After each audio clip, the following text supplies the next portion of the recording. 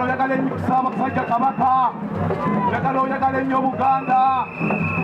Waliwo omubaka twali wano e Kasubi n'agamba nti omusala gwe ogunaasooka agenda kuwali eri Ssaabasajja Kabaka. N'olwo olwaleero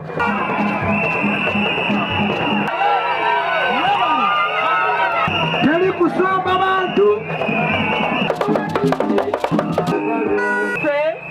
Abamu bagenda ne baleeta abagundiivu okuva Bwebule n'Ebweya, emmotoka ne ziyita muno mu Bekikamya.